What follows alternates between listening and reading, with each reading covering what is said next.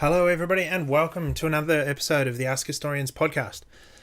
Tomorrow is the 99th anniversary of the landings at ANZAC Cove as part of the Gallipoli Campaign, and this is celebrated in Australia and New Zealand as ANZAC Day. There was a particular military unit involved in the landings called the Australia and New Zealand Army Corps, which is where we get the acronym ANZAC from.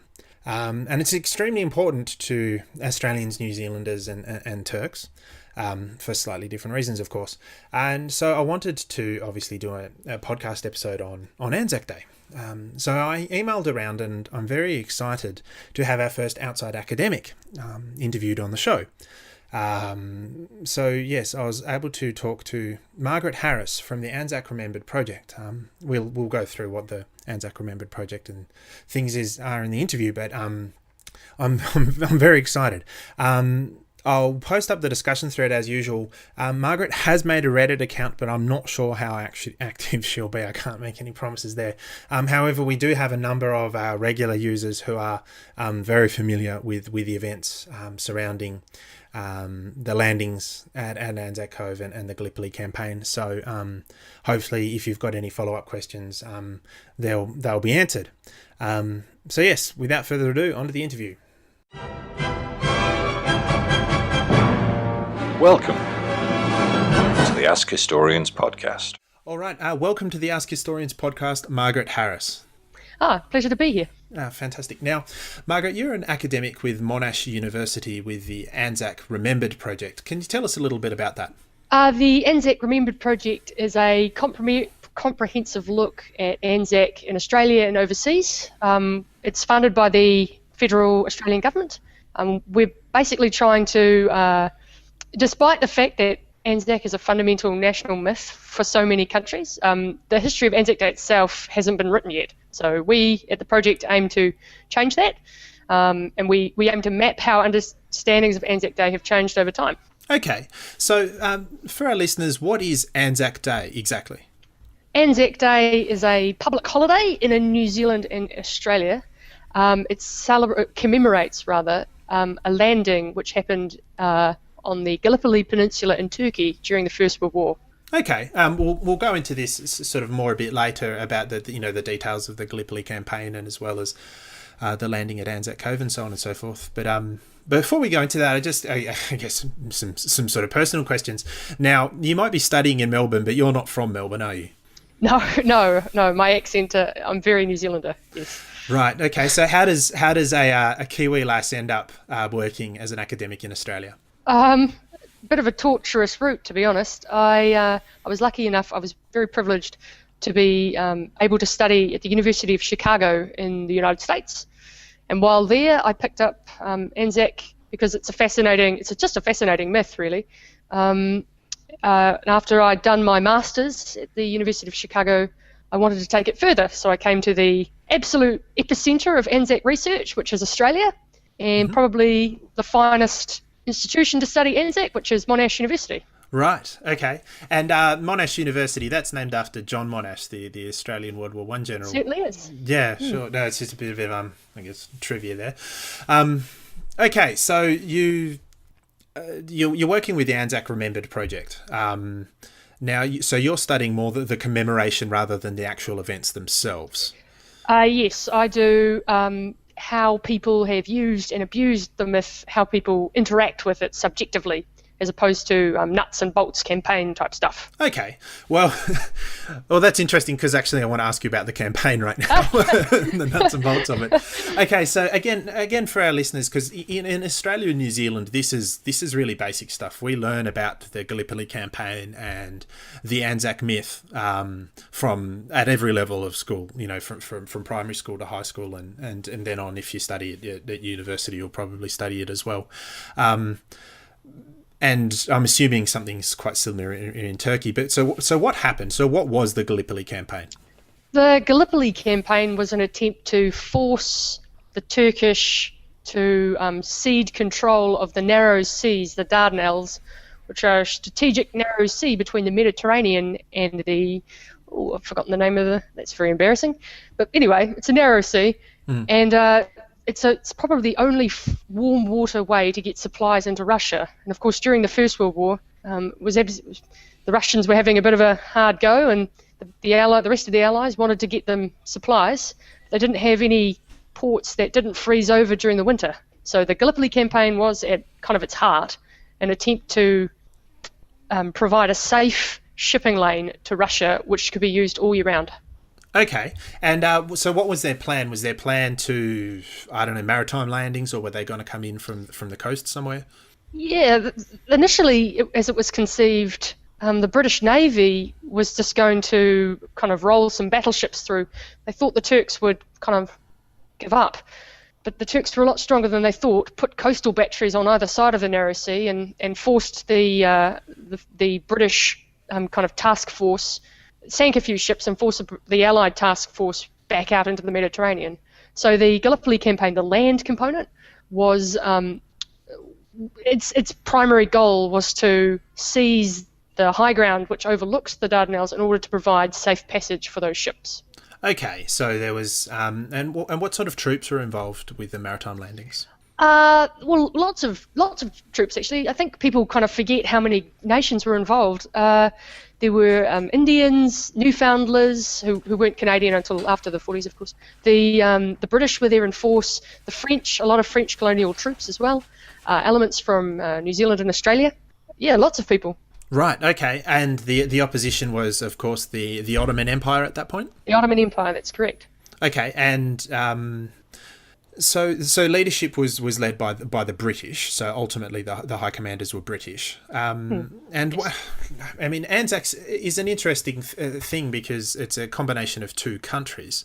How did that happen? ANZAC, the division itself. Yes. The corps.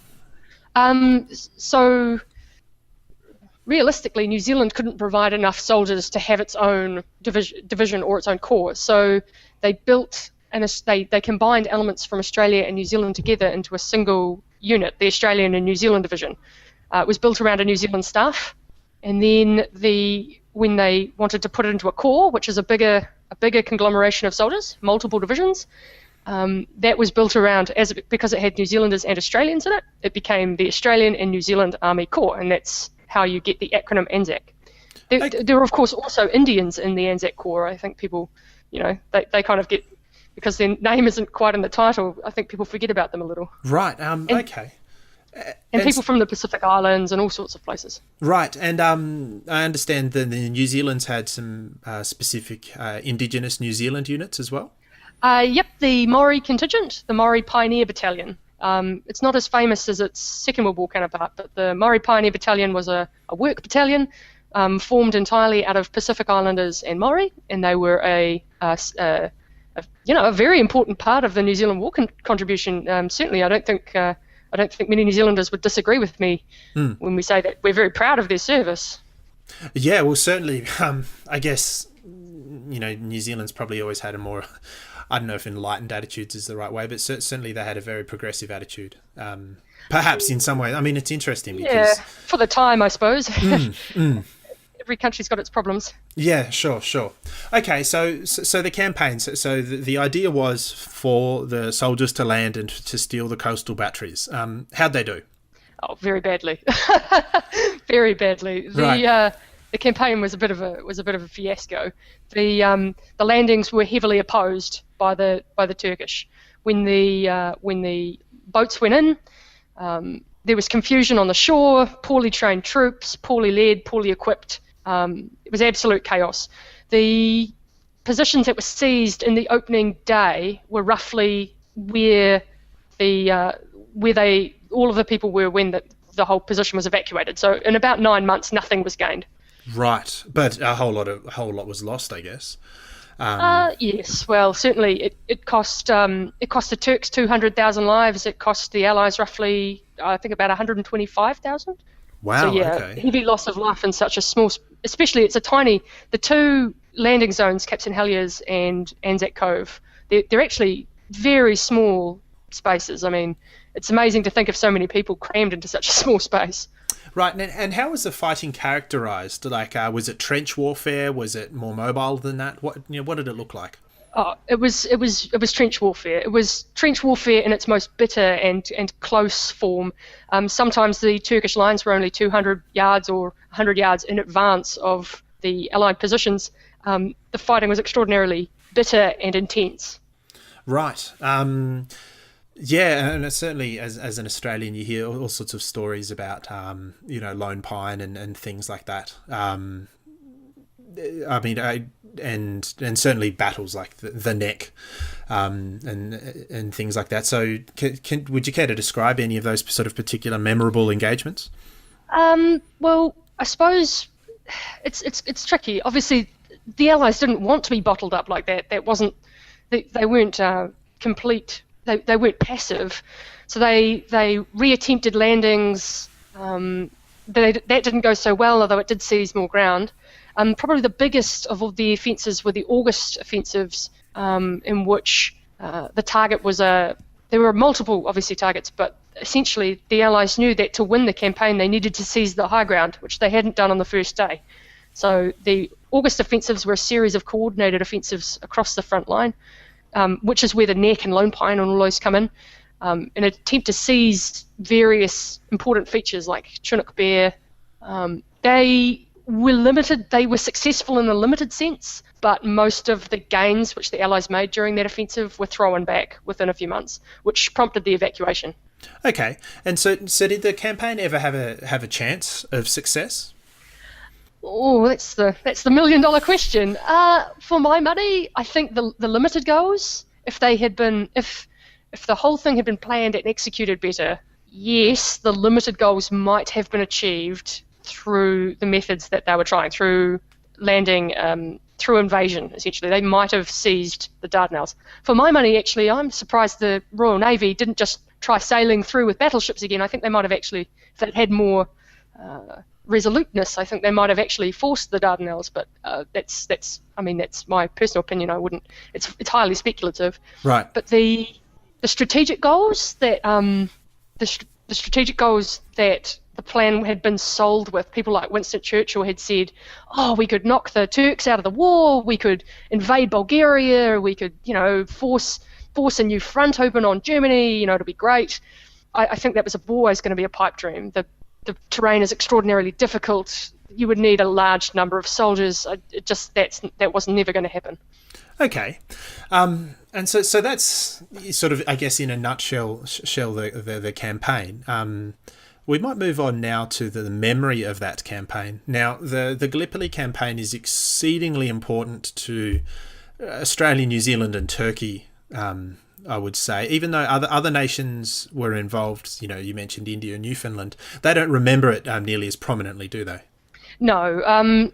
Newfoundland has a very proud military history, but it mostly remembers from the First World War their losses at the Somme. The entire Newfoundland regiment was almost destroyed in a single day. The Indians, they provided over 1 million men to the First World War in kind of 7 expeditionary forces. Their contributions are so numerous, I think, that this one has fallen through the cracks. Right, yeah, okay. So Turkey, can you talk a little bit about how Turkey remembers the Gallipoli Campaign? It's actually very interesting. They've got an entirely separate myth called the Spirit of Çanakkale. It's closely bound up into all of the myths of nationalism that Mustafa Kemal Ataturk, kind of part of their nationhood is this man, Mustafa Kemal Ataturk, the founder of modern Turkey, essentially the father. He was a colonel, and he, in legend, was the man who inspired the battalion that stopped the attack in its tracks.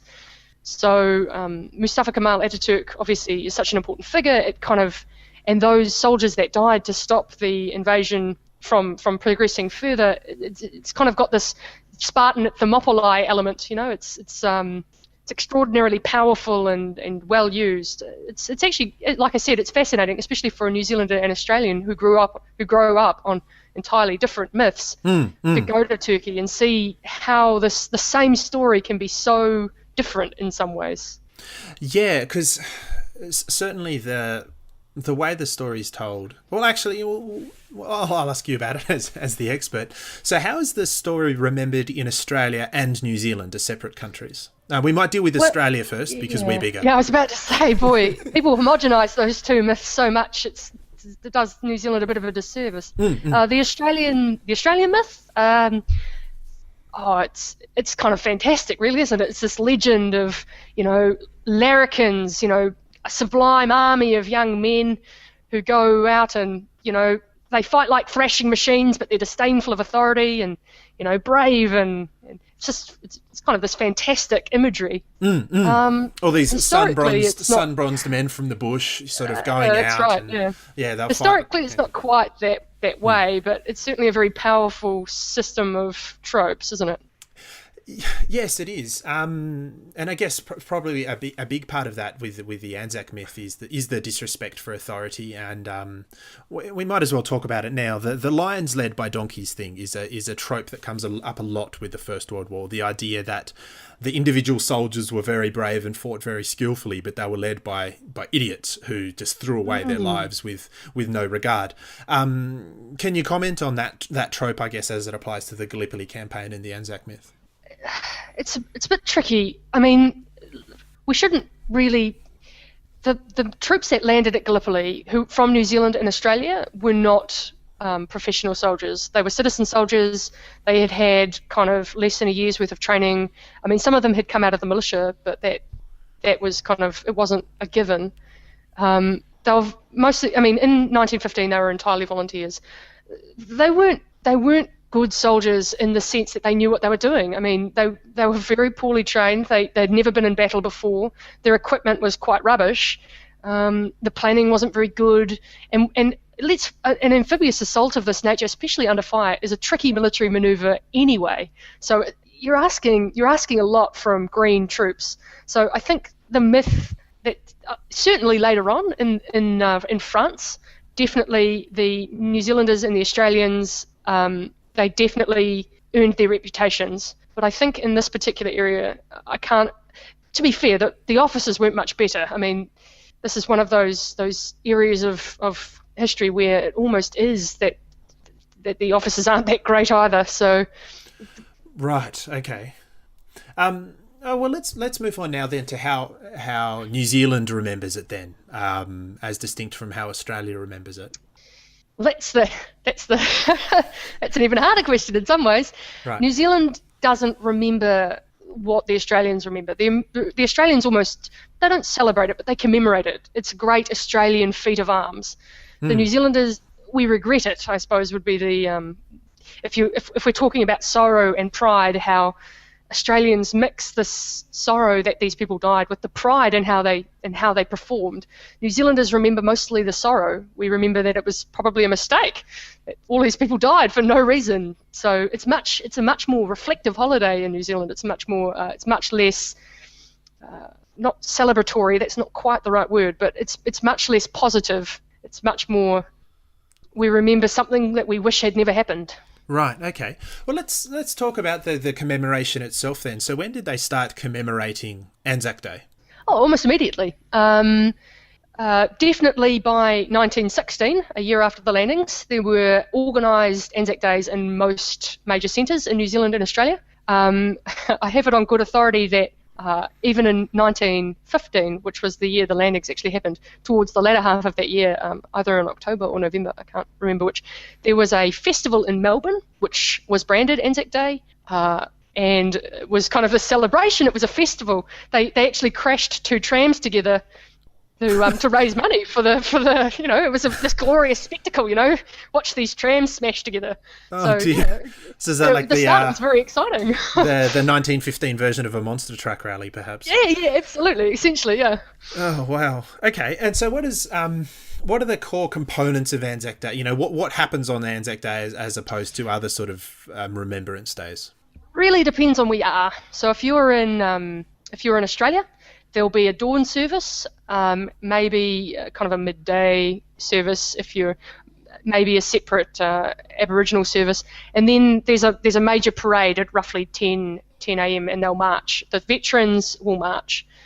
In New Zealand, there's no There's no march. There's pretty much only the dawn service. And the dawn service is the same as in Australia. It's the same as almost a funeral. It's got taps and the last post and a volley party and all those things. So it generally happens around the cenotaph, the war memorial of the local town. Okay. And so has New Zealand never done a parade for this sort of thing? Oh, no. We definitely, we used to do, during the war years, parades were a big part of people think that ANZAC Day kind of sprung out of the ground, fully formed, that this ritual, we've always done it, it's always been the same.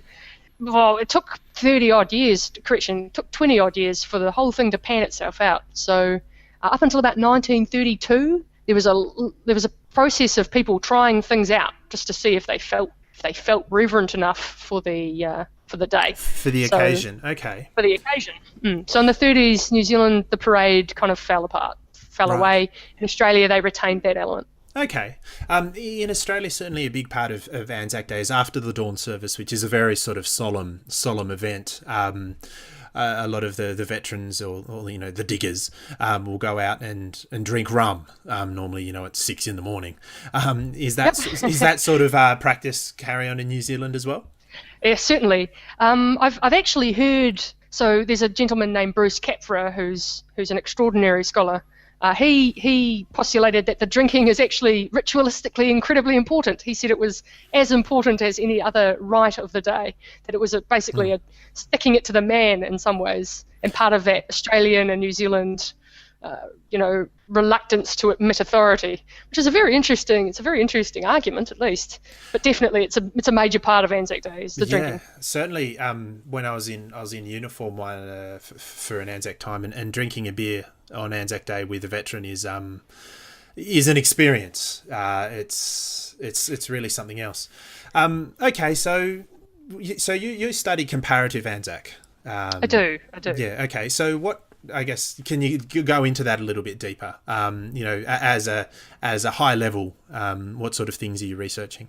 Well, I because the ANZAC myth itself, so the ANZAC myth, which we've been talking about, it is actually shared between New Zealand and Australia. We have the same overarching structure, but we understand it differently. New Zealand and Australia are different countries, and the way that we use the structure, the way we apply it to various concerns we have is completely different. So essentially, I look at how different audiences can take the same story and make it mean lots of different things. Okay. Because one thing that's been interesting with the ANZAC, I guess, myth is that, initially ANZAC was a distinct unit, and, that was just for the First World War. But then, of course, Australia and New Zealand, but less so, but, Australia's been involved in, obviously, many wars since the First World War, and sort of the sharing of the ANZAC legend between soldiers who fought at Gallipoli and then soldiers who fought, say, in the Second World War and in Vietnam and now Iraq and Afghanistan. And I understand there was some conflict at the time at how that sort of, how that should be shared. Certainly, every generation of new veterans has had to almost not fight, but has had to assert their right to share that in that space. So after the Second World War, for example, the RSA had a debate. The RSA and the RSL are the two major veterans organisations in New Zealand and Australia. These two organisations had a debate as to whether or not the Second World War veterans counted as real veterans, whether or not they should be allowed to join the RSA, which, now it seems bizarre. Of course, the Second World War veterans are real veterans. They fought in a real war. But that was not a given. It was a major debate at the time. Same with the Vietnam veterans. The Vietnam veterans, especially in Australia with the national service, because they weren't volunteers, Right. Certainly this debate happens over and over. It's just fascinating to think about in some ways. Yeah, okay. And I guess how about women's voices, I guess, because, well, not obviously, but women weren't serving in the infantry at that point. But was there many from, I guess, the nurses and the women's auxiliaries and things like that? This is a very contentious topic, this one. Right, okay. the ANZAC myth itself has been accused of marginalising women's voices or of subsuming them into these traditionally feminine roles. So things like nursing, most people would agree that ANZACs include nurses who went to war and kind of were at the Western Front and so forth, and at Lemnos and on Malta.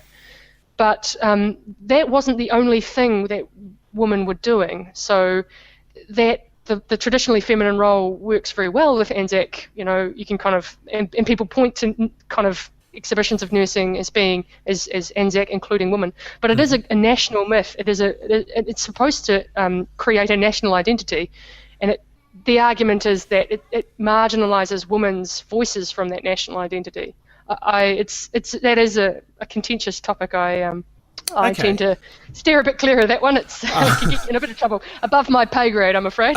All right. Well, we'll move on. So with anything to do with commemoration and stuff on a national scale, the government has a lot to do with that. And you know, without on Ask Historians, we try and steer clear of politics, but it's almost unavoidable in this case because just from almost anecdotally, I guess, I started attending the dawn service in the late or mid to late 1990s.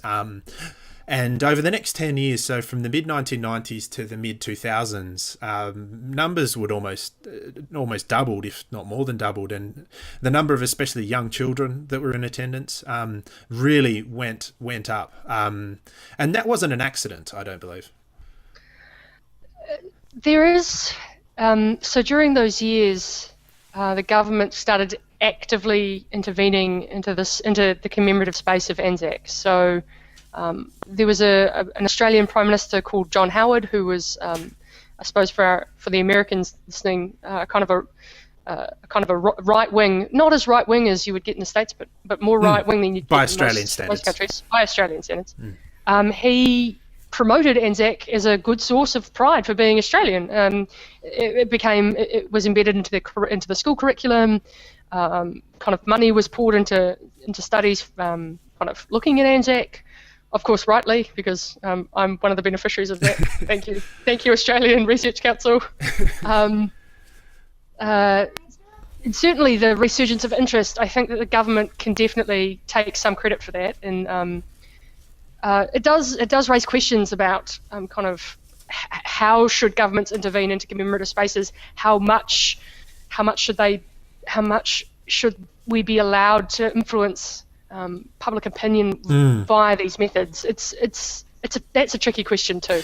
Yeah, it is a tricky question because there's other things that come up. Of course, you know, probably the big one that springs to mind is what should we do on ANZAC Day. So one of the big changes is the playing of sport on ANZAC Day. In Australia, it's become very, you know, it feels like we've been doing it for a long time, but it's probably only the last 10 years that the major sporting codes have been playing, you know, the ANZAC Day match. And I understand they don't do anything like that in New Zealand. No, that comes from a different conception of what ANZAC means. So in Australia, ANZAC means Australian. ANZAC is an Australian construct. It's a time and a label to be proud of being Australian. In New Zealand, you would never, we don't understand ANZAC as being New Zealand. We understand it as being New Zealand and Australia. It's a partnership. Right. So the word, you would only use the word when New Zealand and Australia are somehow being represented together. Okay, so if Australia was playing New Zealand in the rugby, that you might use ANZAC imagery. Yeah, definitely. In fact, rugby league, that's exactly what happens. The New Zealand Kiwis play the Australian Kangaroos, and that's called the ANZAC Day Test. Right.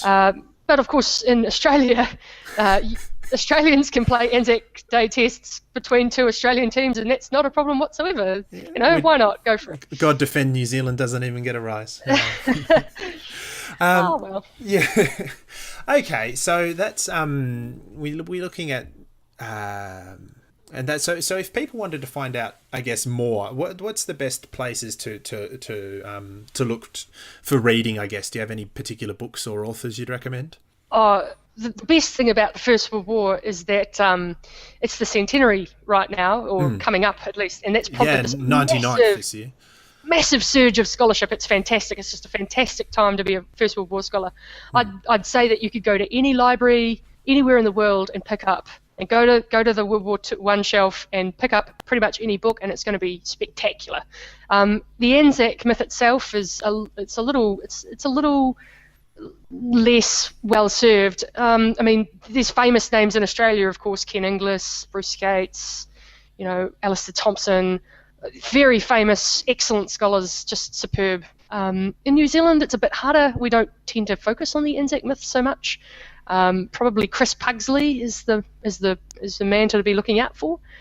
If you're in Turkey, and you want to write in English, there is nothing on the Turkish Spirit of Çanakkale in English. So there's a real space there. If you're in Turkey right now, can speak Turkish, you should 100% jump and fill that gap. We will love you forever. Right. Okay. Well, I'll put something up in the discussion thread, perhaps with those lifters' names.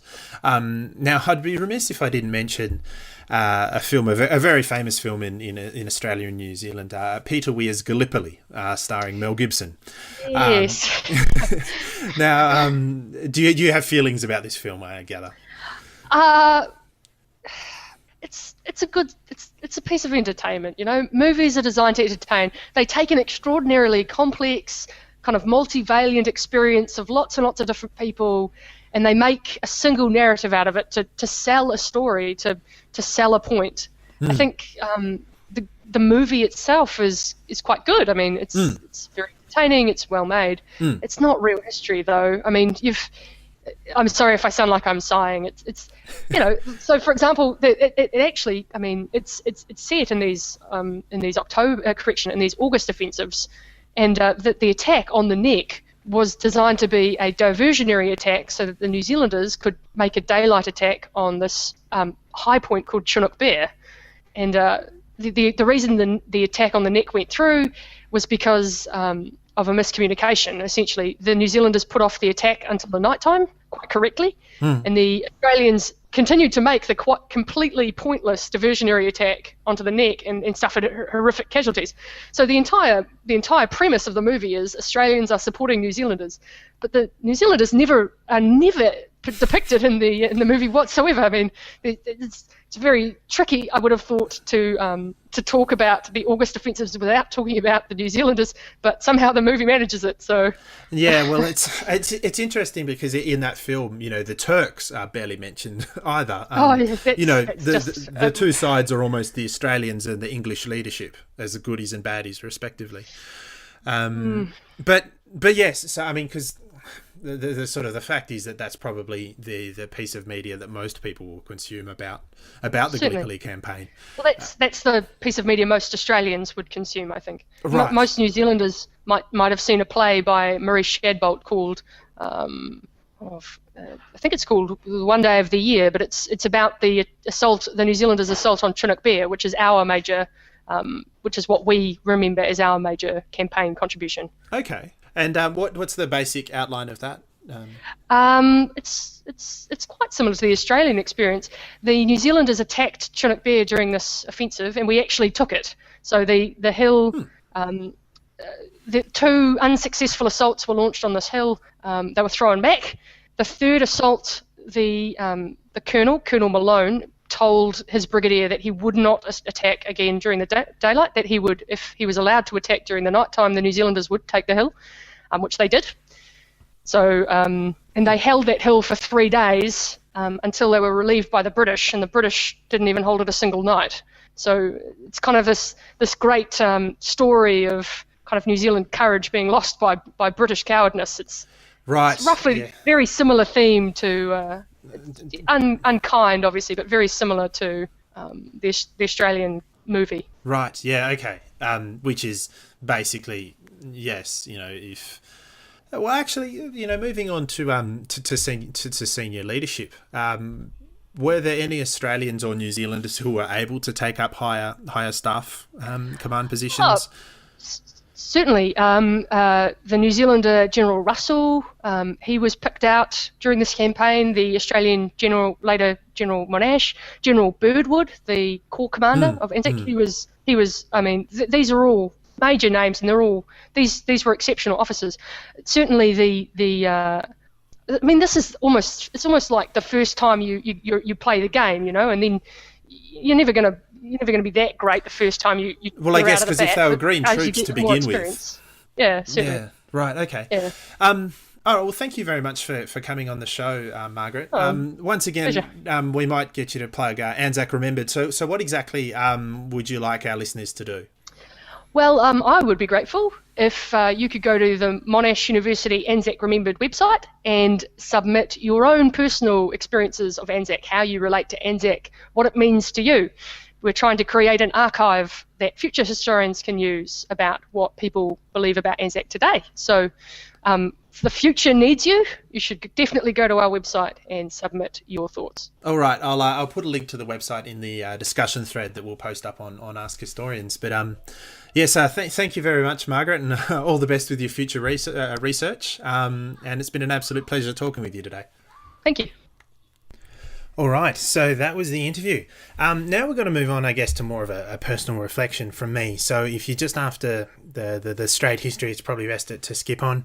But if you're interested in my thoughts and reflections on ANZAC Day, listen on. One way I thought I could finish this episode is by actually doing what Margaret asked us to do and going on the ANZAC Remembered webpage and submitting a reflection.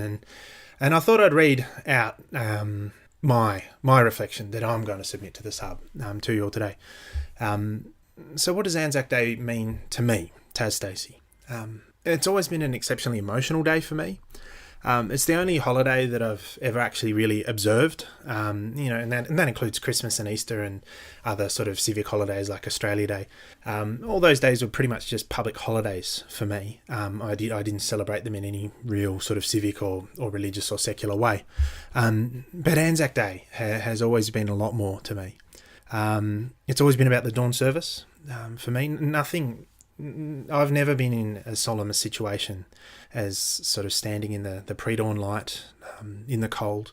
I've attended dawn services in small towns in Tasmania, out on farms just with groups of veterans in private services, and also at the Australian War Memorial here in Canberra. And sometimes so the attendances will range from maybe 12 people to 30,000. But it always has a very similar feel. It's dark and cold and very, very quiet. You can listen to the president of the local Return Services League reading through the service, and the local Anglican priests leading the prayers and the hymns, and listening to the crowd sort of quietly murmuring along.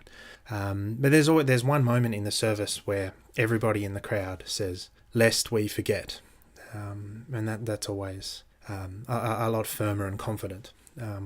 I'm taking my 3 young children tomorrow to the dawn service for the first time. I'm taking all of them. I hope they'll understand why. They're quite young, and why I do this every year. For me, it's because what we have today costs some people everything, and we owe an unpaid debt to the past. And I'm hoping also to take them to the Indigenous ANZAC Day Dawn service as well, which is a separate service which they have in Mount Taylor behind the War Memorial. And that'll be my first time to that particular service. So that's what ANZAC Day means to me. And I thought I'd finish off this podcast just finally with a rendition of one of the hymns that we sing as part of the dawn service. There's sort of a very short list of hymns that are part of the service, and normally they sing sort of 2 or 3 of them. And Abide With Me is one of the hymns that has been sung at every dawn service I've ever attended. I hope you enjoyed, and I hope you'll stick around and listen to us next time. Cheers. Abide with me, fast falls the eventide. The darkness deepens, Lord, with me abide. When other helpers fail and comforts flee, help of the helpless, oh, abide with me. Swift to its close, ebbs out life's little day. Earth's joys grow dim, its glories pass away. Change and decay in all around I see. O thou who changest not, abide with me. I fear no foe, with thee at hand to bless. Ills have no weight, and tears no bitterness. Where is death's sting? Where, grave, thy victory? I triumph still if thou abide with me. Hold thou thy cross before my closing eyes. Shine through the gloom and point me to the skies. Heaven's morning breaks and earth's vain shadows flee. In life, in death, O Lord, abide with me. You've been listening to the Ask Historians podcast. For more history like this, visit us at reddit.com/r/AskHistorians and ask over 100 historians and enthusiasts anything you wanted to know in history. Find us on Twitter as @AskHistorians and subscribe to the show on iTunes. Or visit askhistorians.libsyn.com. Thank you very much for listening, and join us next time on the Ask Historians podcast.